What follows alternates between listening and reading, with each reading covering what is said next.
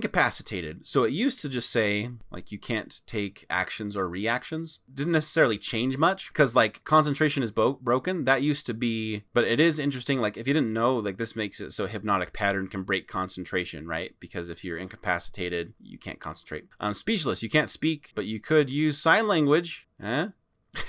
We can't use actions or reactions. So I'm obviously like not trying to advocate people be like, oh, I can't speak, but now I can cast my spell magically. I can just suddenly cast it with my hands. Like, I'm not advocating for that. It's just kind of a funny detail mechanically. This part though catches my interest. Surprised. Ambushing sleeping creatures is buffed in this way because your initiative is more likely to be higher than theirs. There's not a lot of things that give people disadvantage on initiative rolls, and this totally should be one. I totally agree with this. It also helps, again, rogues like the assassin, who their features like for auto crits and stuff are based on them rolling initiative. So technically, if you sneak up on someone who's sleeping, you would have to roll initiative once you attack. Technically, just by the book. And so if they suddenly like hear you coming, like, oh, and they stir up awake because they rolled well on initiative, then the turn goes past, you can't auto crit them anymore. And I know this is weird because it's like, why would they wake up if you didn't attack them yet? But just remember thematically, maybe it is like there was something that woke them up because they rolled well on their initiative. I bring this back because I kind of, not ranted, but I soliloquied, monologued a little bit about how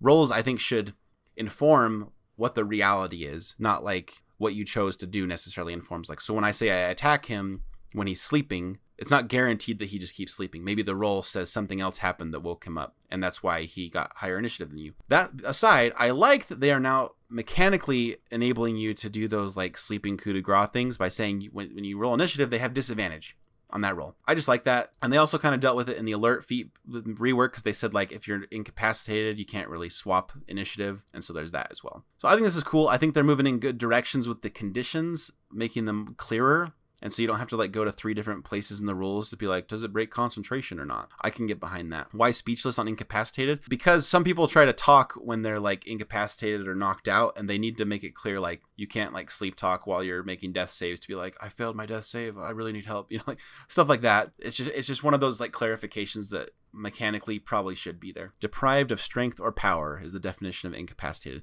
Right. So it's not the same as stunned or paralyzed. I agree. Balcami and Rob Vera, I know I always ask the DM to make it a real challenge when I'm playing. Yeah, I think a lot of people who listen to my channel, they tend to think like I do, at least the ones that are most vocal and in the comments, like some of you, where we kind of like a challenge and we don't like not even necessarily a challenge. We like our choices to matter. And when we feel like the DM is pumping the brakes and putting on the training wheels and putting the bumpers up like a bowling alley, we don't feel like our choices actually matter. Like we like the consequences as well as the benefits of how our choices shake out. Player agency is at the core of the game. That's why we play it. If you don't want player agency, you can go do like Skyrim or something like that. But if you want player agency, to me, I like to know that the DM is not babying me. Maybe that's not the best term, but making decisions for me, I should say. For incapacitated, I would just not roll initiative until they are alerted. They're non-combatants until then. A lot of people do it that way because, I mean, let's be real. A lot of people don't understand how 5e's like surprise, hidden, initiative, stealth, like all those sorts of things. It's this web that people don't understand. So most people do the way you just said, Dungeon Doctor, which is do your attack and then we'll roll initiative after you get the attack. That does come with some awkwardness where a lot of people will be like, oh, I attack him right now, and they're hoping that they can